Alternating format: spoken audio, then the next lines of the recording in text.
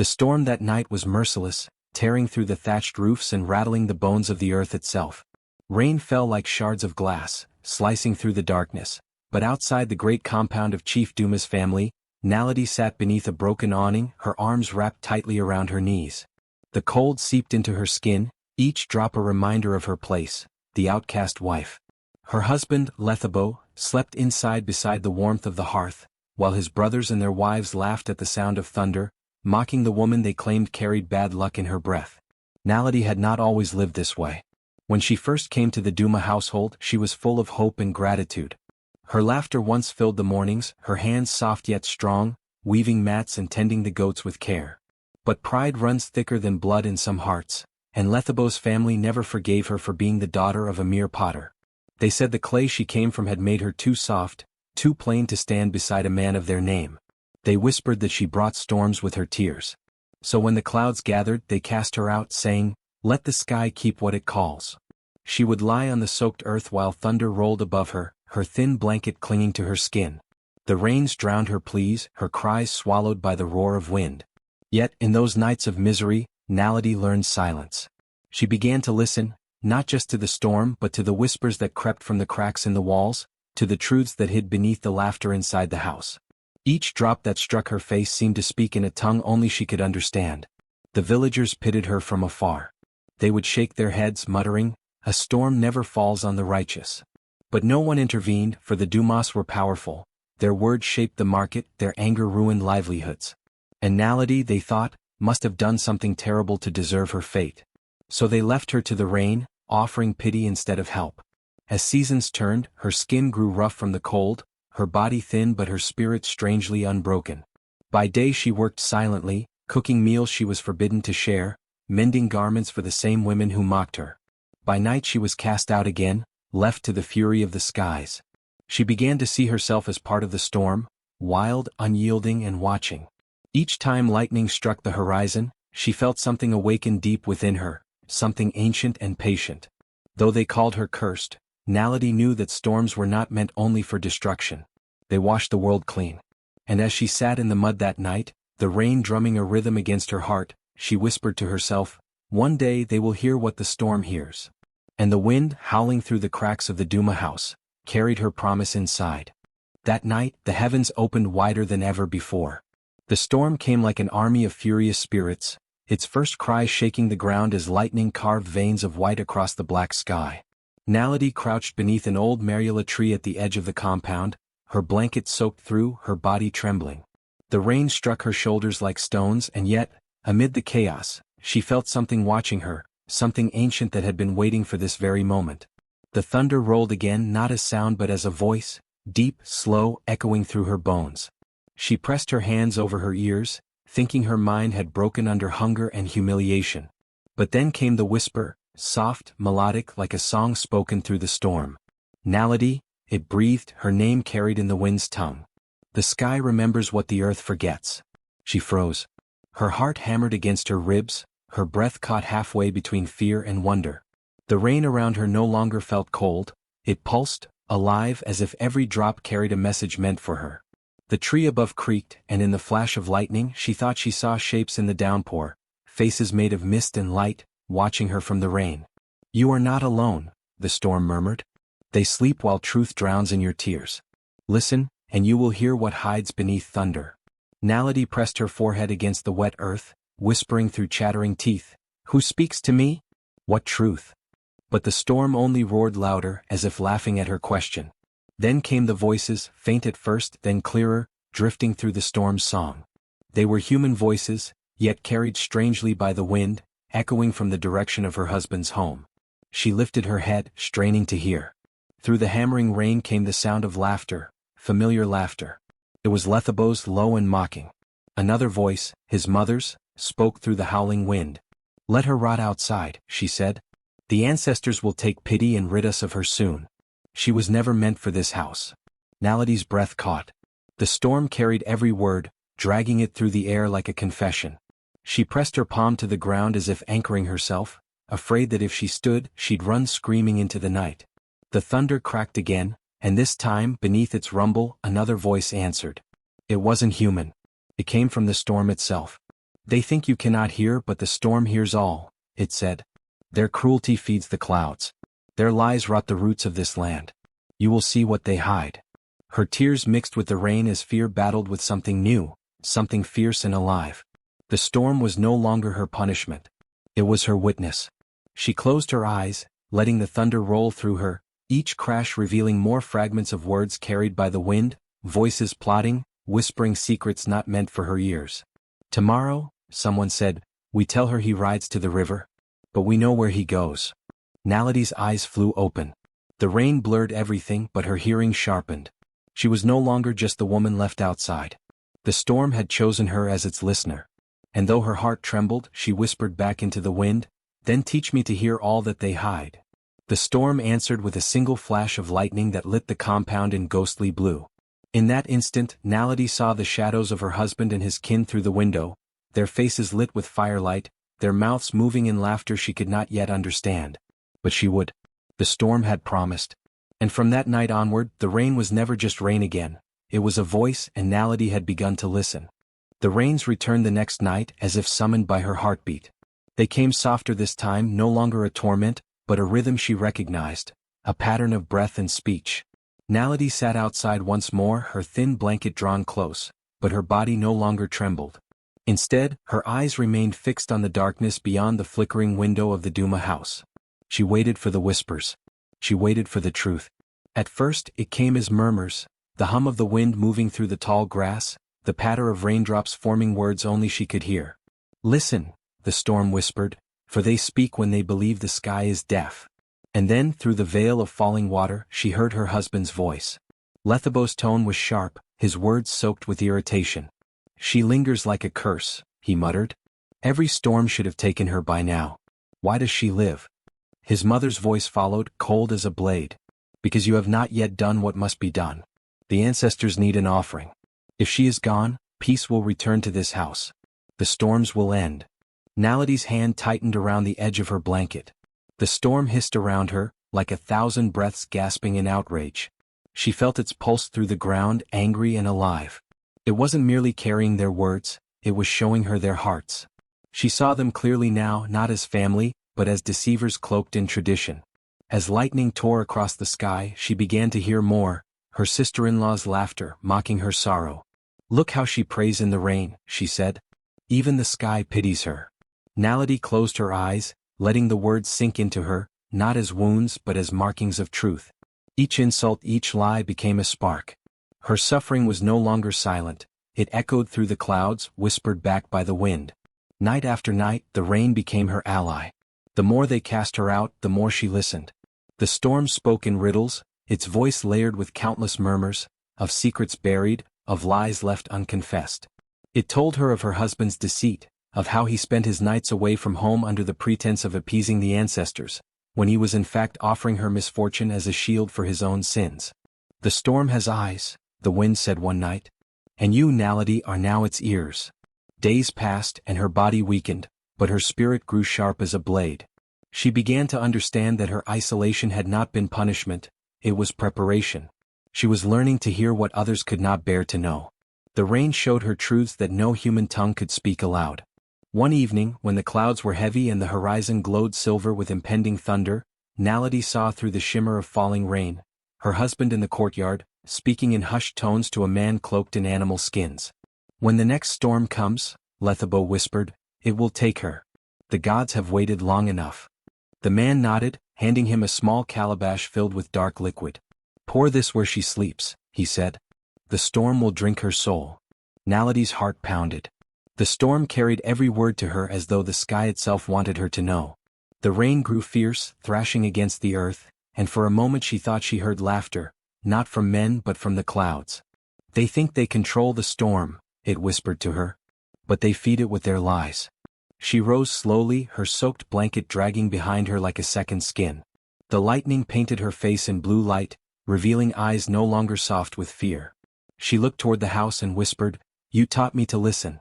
Now I have heard you. From that night on, Nalady no longer wept when the storms came. She waited for them eagerly, her pulse sinking with the thunder's rhythm. When she closed her eyes, she could hear even the faintest thoughts carried by the wind, envy, deceit, shame, the voices of every person who had wronged her. The villagers began to whisper differently now. They said the storms had changed, that they no longer destroyed at random. Roofs that belonged to liars were struck. Trees near the Duma compound split down the middle. And every time it rained, Naledi sat in silence, listening, the woman they had called cursed, now the keeper of the storm's secrets. Her pain had birthed a power no one understood. The rain no longer punished her, it revealed, it avenged, and it spoke in her defense.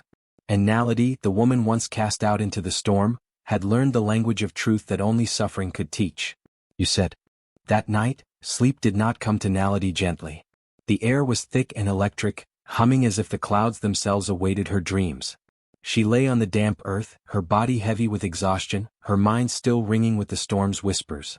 Lightning flashed across the sky, blinding white, and when her eyes fluttered shut again, she found herself no longer under the tree, but standing within the clouds. Mist swirled around her like silver breath. The ground beneath her feet was made of wind and thunder, shifting and alive. She heard the soft echo of her own heartbeat mingling with the low rumble of distant skies. Then from the fog a figure began to form, tall, radiant, cloaked in stormlight. Her eyes were pools of rain, her skin shimmered like wet stone, and her hair flowed like lightning itself. I am Nkola, the figure said, her voice both thunder and lullaby. The spirit of the listening sky. Naledi fell to her knees, trembling, unsure if she stood before a goddess or a dream born of madness. Why do you come to me? She whispered. I am nothing, only a woman cast aside. The spirit moved closer, her form dissolving and reforming with every flicker of lightning. They cast you out to silence you, Nkola said, her voice echoing across the vastness of the storm. But the sky remembers every word spoken beneath its tears. Every cruelty, every lie, it is carried by the rain, stored in the thunder, and returned to those who think the sky forgets. Naledi looked up, tears streaming down her face, mixing with the rain that still poured in her dream. Then why show me this? She asked. Why not strike them down, those who laugh while I suffer? Nkola's expression softened, the clouds around her glowing faintly. Because storms do not choose, they reflect. The sky mirrors the hearts of those beneath it. Your pain has awakened its memory, and through you, it will remember again. The wind howled, swirling around Naledi like 1,000 whispers. She could hear echoes within it, the voices of the villagers, the cruel laughter of her husband's family, the countless injustices carried by years of silence. So every storm remembers? She asked softly. Every drop is a story, Nkola replied. Every rumble a truth. The rain does not fall without purpose. It listens. It learns. And when the time comes, it returns what it has gathered. Naledi's heart pounded. And me? What am I to the storm? The spirit reached out, her hand made of mist and light, and touched Naledi's chest. You are its ear, its voice among the forgotten. You were chosen not because you were weak, but because you listened when others turned away. Now you will teach them what the storm remembers. The sky shuddered, a pulse of thunder rolling through the dream. Naledi felt the world around her shift, and suddenly she saw visions within the clouds. Her husband pouring the dark liquid at the roots of the Mariela tree, her mother-in-law whispering lies to the villagers, her sister-in-law stealing offerings from the shrine and blaming her. The storm had recorded everything. Every act of deceit shimmered before her eyes, playing like ghostly echoes. She gasped, and Nkola's voice surrounded her like rain against glass. The truth is patient, child. It gathers, it grows, and when the thunder speaks again, the world will hear what it has hidden. When next they cast you out, do not fear. The sky will answer. As the spirit began to fade, Naledi called out, Will they believe me? They think I am cursed. Nkola's laughter rolled like soft thunder. You do not need belief. You are the storm's witness, and the storm does not ask for permission to be heard. Then the world cracked with light, and Naledi awoke with a start. The rain had stopped. The air was heavy and still, but she could feel something new, a low vibration in her chest as though the storm's heart now beat within her own. When she breathed, the air shimmered faintly, responding to her thoughts. She rose slowly, gazing at the distant clouds, and whispered, I remember too. In that moment, a single flash of lightning split the horizon, not with fury but as acknowledgement. The sky had marked her. Naledi was no longer merely a woman abandoned to the rain. She was the keeper of the storm's memory, the ear of Nkola, the spirit of the listening sky, and soon, those who had scorned her would learn what the sky remembered. The next storm came without warning, not a whisper of wind, not a cloud at first, just the stillness that comes before a reckoning. Naledi sat by the tree that had become her shelter, her body weary but her senses sharpened by every night of listening. The air thickened, charged, and then the first drop fell, a single heavy bead that struck her cheek like a tear from the heavens. The storm's voice returned, low and rolling, speaking through the chorus of thunder. "Listen, Naledi," it whispered. "The rain remembers what walls try to hide." She closed her eyes, tilting her head toward the Duma house. The storm had taught her its language, and now every gust carried fragments of speech, every rumble carried memory. Within minutes she began to hear the familiar voices, her husband's first, tense and trembling. "She knows something," Lethabo muttered. "I can feel it. Each night she stares with eyes that see too much." His mother's reply came sharp like a snake's hiss. "Then make sure she never speaks. She is her father's daughter after all, a man who should have stayed buried with his clay pots." Naledi's breath caught. Her father? The man they had told her died from sickness years ago, the man whose name was never spoken in this household? She pressed her palm against the wet ground, steadying herself. The rain grew heavier, its rhythm syncing with her heartbeat. The voices became clearer. Lethabo spoke again, quieter this time, but the storm carried his words faithfully to her ears. "If not for him we would have nothing. It was his land that bought this house, his name that brought the traders. We promised him partnership, and when he refused to sell you—" "Hush," his mother snapped. "You will not speak of that." But the thunder drowned her command, echoing the fragments back to Naledi. "It was his land, you promised him partnership, when he refused—" The storm raged now, lightning flashing like truth itself demanding to be seen. Naledi could almost see through the walls, her husband pacing, his mother clutching her shawl, both of them haunted by the past they had tried to bury. Her mind raced back to the stories her father once told, of his clay fields, the rich red soil that sang when it rained. He had called it the heart of their ancestors, land that could never be sold. But after his death everything changed. The potter's workshop was burned, the clay pits closed, and strangers began working the soil. Naledi, too young then to understand, was taken as a bride into the Duma family soon after. She had thought it was an honor, a way to unite her father's humble blood with their powerful name. But now she knew. Her marriage had not been love. It had been erasure. A sound tore from her throat, half sob, half fury, and the wind answered, swirling violently around her. The storm seemed to weep with her, its voice trembling with grief. "They traded his name for silver," it murmured, "and built their house on stolen earth. Your silence was their shelter." Naledi rose to her feet, her soaked dress clinging to her legs. The rain pounded her skin like drums of war, and in the rhythm she heard her father's voice for the first time since childhood, faint but steady as if rising from the soil itself. "My daughter," it said, "the clay remembers the hands that shaped it, and the sky remembers the hearts that broke it." She fell to her knees, her tears indistinguishable from the rain. Her father's spirit, woven into the earth and storm, was speaking through the elements, through her suffering. He had been betrayed by those who now called her family, murdered not by sickness but by greed. When the lightning split the sky again, Naledi's eyes opened wide, and something inside her hardened. She was no longer the woman waiting for kindness or justice. She was the witness of truth, the living memory of both land and sky. The storm's voice grew calm, almost reverent. "Now you know why they fear the rain," it said. "It does not forget." As dawn crept over the drenched horizon, Naledi stood, her soaked hair plastered to her face, her heart blazing beneath the chill. She looked toward the Duma compound, the house built upon her father's grave, and whispered, "You took his land, but the earth remembers his name. And now so do I." The last thunder rolled like an oath sealed between the heavens and her soul. The truth, like the rain, could no longer be stopped. The night was thick with stormlight, a silver-blue fury that split the sky open again and again. Naledi lay on the damp earth, her body trembling with cold, her heart with something colder still. Tonight, she did not close her eyes to the rain. She closed them to the world, pretending sleep while her soul listened harder than ever before. The Duma house glowed faintly through the sheets of rain, its windows flickering with firelight. Through the crack beneath the eaves, voices floated out, muffled but clear enough for the storm to carry. Naledi's breath slowed, every muscle still. She became a part of the night itself, a silent watcher cloaked in thunder. Her husband's voice came first, sharp with unease. "She knows too much. Ever since that night the thunder rolled without stopping, she's been different. She looks at me as though she can hear the house whisper.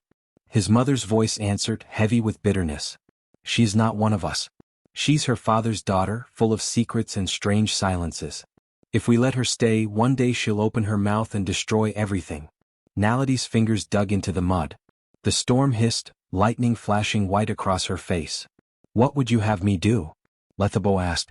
If I send her away, people will talk. Then we give them something to talk about, his mother hissed. You know what they say when storms come? That the spirits walk with the rain. Let them believe she called them. Let them call her Muty Woman, a witch who curses her husband's roof. The elders will drive her out themselves. Nalady's chest constricted, the rain mixing with tears she couldn't release. They would brand her a witch, the oldest lie in the world, used whenever a woman knew too much or spoke too little. The thunder cracked again, louder this time, as though the sky itself had heard the blasphemy. Inside, her husband hesitated. And if she resists? Then she'll vanish in the storm like the rest of her kind, his mother replied coldly. No one questions what thunder takes. Lightning flashed, a blinding white that lit the walls, the ground, even Nalady's still body. She did not move. But her heart burned with clarity. Now she knew, they would not stop at lies. They would erase her like they erased her father. The rain began to fall harder, each drop striking the earth like footsteps. Nalady could feel it, the storm spirit, Nkola, stirring again above her, watching through the swirling clouds. The sky was no longer just a witness, it was a guardian brimming with rage. Her husband's voice faltered. Mother, what if the sky hears? The sky? The old woman scoffed. The sky is just wind and water. It listens to no one. The thunder answered immediately, a sound so violent it shook the roof. Inside, a cup shattered. Lethabo cursed under his breath. Nalady nearly smiled, not with joy but with something fierce, ancient and knowing. The storm did hear. The storm remembered.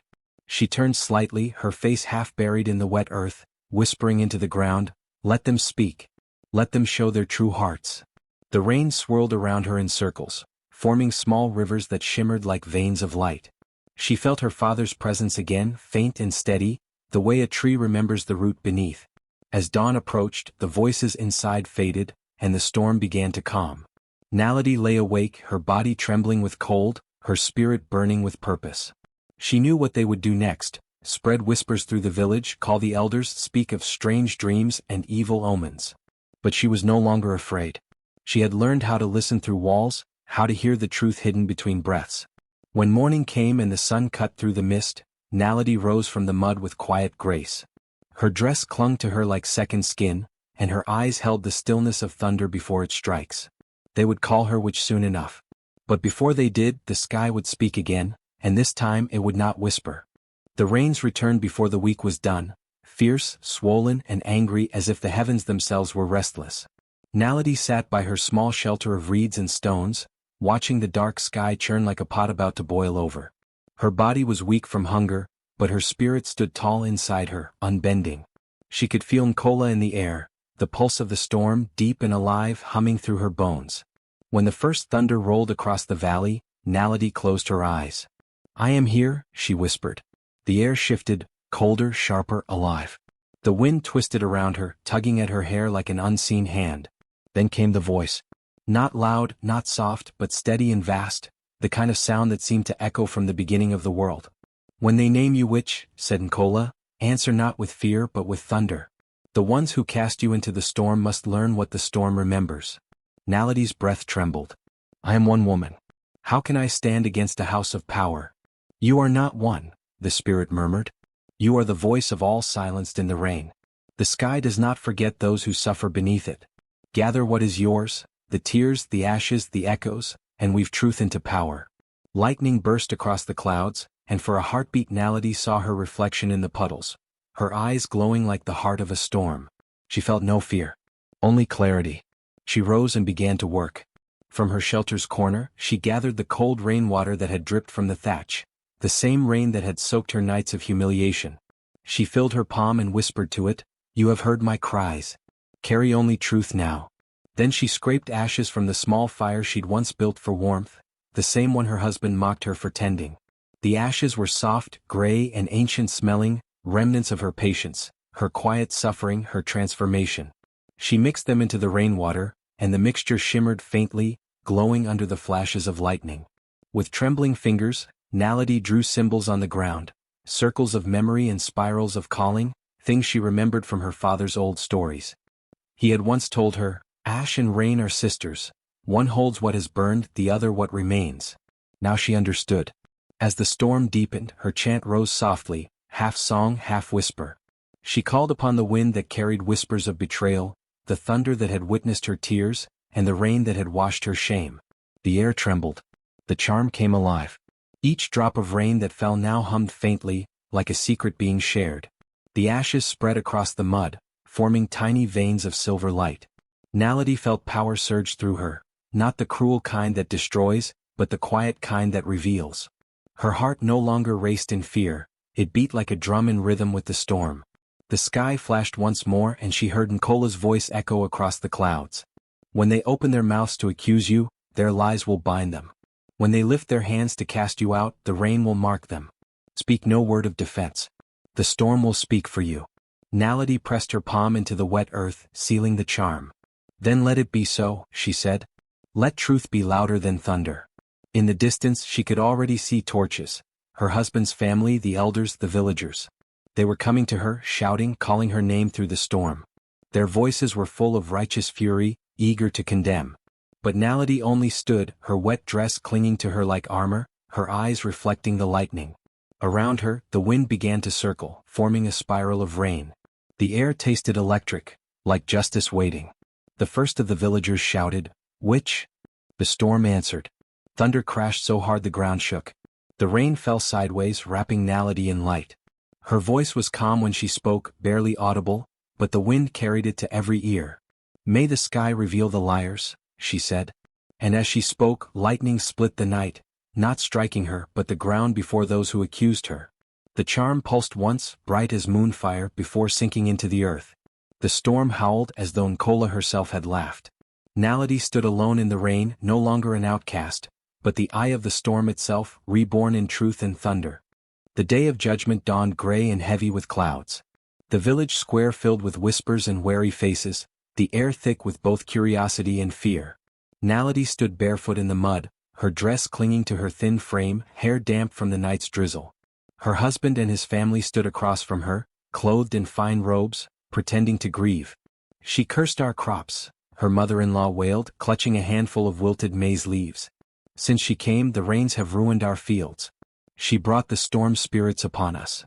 She brings shame and hunger to our home," her husband added, raising his hand toward Naledi as if she were a thing, not a person. "She must be banished before she destroys us all." The elders murmured among themselves. The village feared storms more than spirits, for storms came with both blessing and ruin. The sky was their god, their warning, their witness. And that morning the sky was watching. Naledi's heart pounded, but she did not beg. She stood still, her eyes on the horizon where dark clouds rolled like angry waves. She could feel Nkola in the wind again, silent, waiting. One of the elders stepped forward, a man old enough to remember her father's name. His voice was gravelly as he said, "You are accused of witchcraft, Naledi. Speak if you wish to defend yourself." She lifted her head slowly, her voice quiet but clear. "I have no defense," she said. "Let the sky decide truth." The crowd gasped. Even her husband hesitated, taken aback by her calmness. Thunder rumbled in the distance, a low rolling sound that made the ground vibrate beneath their feet. The wind began to stir, lifting the dust into spirals. The villagers glanced upward as the first drops of rain began to fall, fat and cold. Naledi closed her eyes. "You have all spoken beneath the rain," she whispered. "It remembers every word." The air shifted, heavy, electric. Lightning flashed, not striking, but illuminating every face in stark blue light. Then came the wind, howling through the village like a beast released. And within that wind, the voices began. First came her husband's, unmistakable, trembling, carried as if the storm itself had stolen it from his past. "She will never know. Her father's land was taken, and I married her to silence what remains of him." The villagers froze. The sound came from nowhere and everywhere, as though the storm itself was speaking in his tone. Then another voice, his mother's, sharp and cruel. "Let her sleep outside. Let her starve a little. Maybe then she'll learn her place." Gasps rippled through the crowd. Faces turned toward the family in disbelief. The old woman's lips quivered, she shook her head furiously. "Lies. Lies from demons." But the storm did not stop.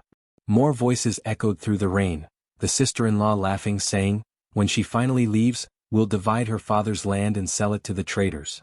Each word fell like thunder, and each thunderclap carried truth. The elders looked to one another, faces pale. No one moved. The storm was not just wind and rain, it was judgment. Naledi did not speak. She only watched as her husband fell to his knees, clutching his ears as if trying to block out his own guilt. His voice, his mother's, his sister's, all twisted together and hurled back at them by the storm that had heard everything. Lightning struck the ground beside them, splitting a tree clean in half. The crowd screamed, scattering for cover, but the elders stayed rooted. One elder shouted over the wind, "Enough! The spirits have spoken. The storm carries truth, not lies." Naledi lifted her gaze to the churning sky, rain streaking her face like tears that were not her own. The wind circled her gently now, softer, almost reverent. The old woman fell to her knees, sobbing. "It was for the family's name," she cried. "We only wanted to keep our standing." But before she could finish, thunder cracked so loud it silenced her. The sky had heard enough. When at last the rain began to ease, the village stood drenched and trembling. The once powerful family knelt in the mud, exposed, their lives stripped bare. Crops could be replanted. Reputations could not. Naledi turned to the elders. Her eyes glowed faintly, like the reflection of lightning far away. "You asked the sky for truth," she said softly. "Now you have heard it." The eldest elder bowed his head. "No mortal should stand against the voice of the storm. You are no witch, Naledi, you are chosen by the rain." The villagers whispered in awe. Some bowed. Some crossed themselves. But none doubted her anymore. As she walked away, the clouds parted slightly, letting a single beam of light fall upon her path. The storm had ended, but the memory of its voice lingered.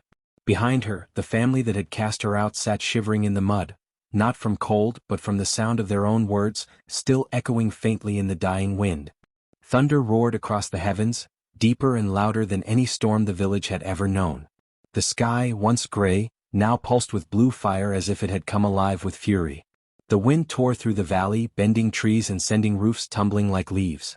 In the midst of that chaos stood Naledi, drenched, barefoot, her soaked garments clinging to her like a second skin, yet her face was calm. Her eyes shimmered faintly blue, twin reflections of lightning. The family that had tormented her huddled inside their grand home, shouting prayers and curses into the storm. The once proud walls shook as rain poured through every crack, and the carved door, once a symbol of their wealth, creaked under the weight of the wind. Her husband's voice rose above the thunder, screaming for help. "Naledi, do something. Stop it." But she did not move. The rain was not hers to command, it was her witness, her judge, her ally. The storm had listened to every tear she'd shed, every night she'd shivered alone. Now it had come to speak for her. Lightning licked across the sky, forking down into the family's courtyard. The great baobab that had shaded their home for generations split clean in two. The ground shuddered as if the earth itself were gasping. The villagers, watching from their huts on higher ground, cried out in awe and terror. They saw Naledi standing near the fallen tree, her silhouette outlined by light, her hair whipping wildly around her face. Inside the collapsing house, her husband tried to drag his mother away from the flooding rooms. The old woman clutched her chest, shouting over the roar of the rain, "She brought this. The witch brought this." Naledi turned her gaze toward the house. Her voice was steady, carried effortlessly by the wind. "You named me witch," she said softly, "but you cursed yourselves with your own tongues."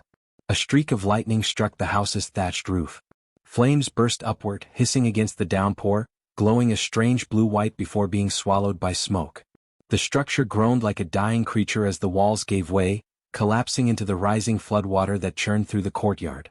The villagers could do nothing but watch. The storm had taken sides. As the rain thickened, Naledi lifted her face toward the heavens. Thunder rolled like a voice, the deep, familiar rumble of Nkola, the spirit of the listening sky. "It is done," the wind seemed to say. "The lies have drowned." Her tears mingled with the rain.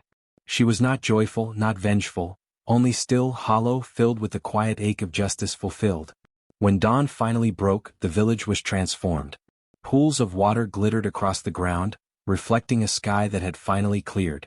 Smoke rose from the ruins of her husband's home, blackened wood and broken clay pots scattered among the debris. No cries came from within. The storm had taken what it demanded. The villagers approached slowly, their feet splashing through puddles. The elders came first, their faces pale and reverent. One whispered, "The sky has spoken its judgment." Naledi stood among the wreckage, her skin silvered by the first light of morning. Her eyes, once soft and fearful, now glowed faintly like embers that refused to die. A small child tugged at her shawl, asking in a trembling voice, "Are you a spirit now, Auntie Naledi?" She knelt down, brushing the child's cheek. "No," she said quietly. "Just a woman who listened." From that day on, the villagers gave her a new name, the woman who heard the sky. They built her a small hut near the riverbank, and though many feared to speak to her, they left offerings at her door: bowls of water, grain, and bits of cloth, tokens of respect for the one who had survived both men and storm. When rain returned in the seasons that followed, children would watch the clouds gather and whisper, "The sky is listening again." And when thunder rolled, they remembered the night when truth flooded their village, the night when a woman, cast out and silenced, became the voice of the storm. Naledi would stand outside her hut, eyes lifted to the horizon, feeling the hum of the wind against her skin. The storm no longer frightened her. It was her reflection, her kin. For the rest of her life, whenever lightning struck the valley, no one cried out in fear. They would say instead, with quiet reverence, "Naledi is speaking." Generations passed, and the memory of the night the great storm destroyed the proud family became both warning and prayer in the village's history. Time washed away the ruins but not the whispers. The ground where their home once stood grew lush again, wild flowers blooming from the ashes, fed by rainwater that carried memory in its depths. And when thunder rolled over the hills, mothers would hush their children and say, "Naledi is listening." No one spoke her name in fear anymore. It had become a hymn, gentle, sacred.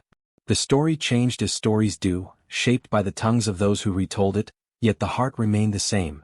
A woman cast into the storm became its voice. In the seasons that followed her death, strange things began to happen during the rains. Those who lied or spoke cruelty beneath the clouds found their words returning to them, whispered by the wind at night. A jealous wife who accused her neighbor unjustly would later wake to hear her own venom echoed in the rain's patter. A greedy man who cheated his workers swore he heard his own voice weeping in the thunder. And when they trembled and confessed, they always said the same thing: "It was Naledi who reminded me." Children grew up hearing her story under thatched roofs as rain drummed above them. They imagined her spirit wandering between raindrops, her face woven from cloud light, her voice carried by the storm.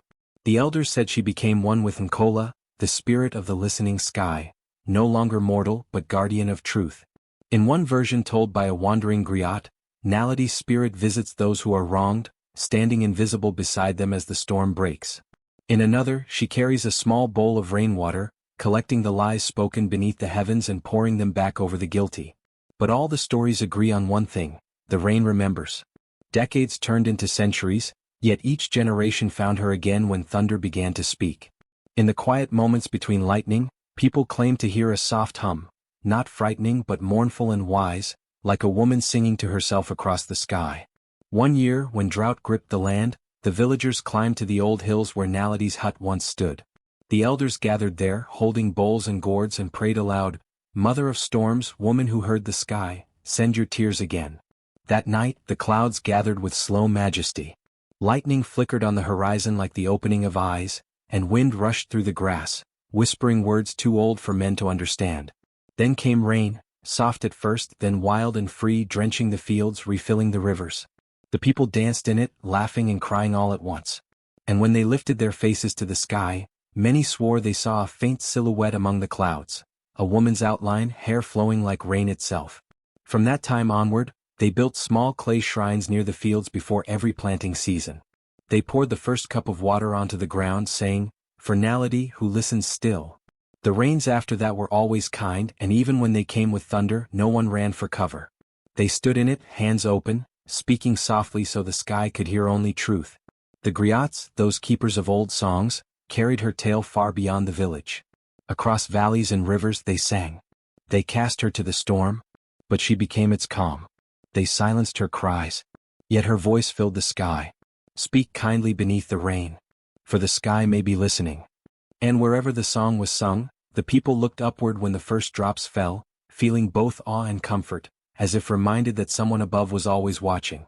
One night, generations after her name had turned into legend, A young girl named Thandi found herself cast out by her stepmother for disobedience. As rain began to fall, she sat shivering under a tree weeping quietly. The storm thickened and through her tears she whispered, "If the stories are true, hear me, Naledi. I have no one." The thunder rolled like a sigh across the valley. Then through the rain's rhythm she heard a voice, soft, ancient and kind, "Do not fear the storm, child. Fear only silence." Thandi lifted her head. There was no one there, yet warmth filled her chest, and the storm seemed to shield her rather than harm her. By dawn, her stepmother came searching, guilt-stricken, and when she found the girl unharmed, she fell to her knees. From that day, Thandi grew up to become a healer, one who always prayed aloud before the rain, speaking gratitude rather than complaint. She said that truth travels faster through water than words. And so the legend lived on, not as a tale of vengeance but of remembrance. Naledi's story became the measure of conscience in every home, the invisible listener in every storm. To this day, when the rains fall in that region, the elders tell their grandchildren, "Listen closely. The rain speaks to those who lie and sings to those who listen." And when thunder answers from far away, they repeat the proverb that has outlived kings and seasons, the one born from a woman's pain and transformed by the mercy of the sky. "Speak kindly beneath the rain, for the sky may be listening."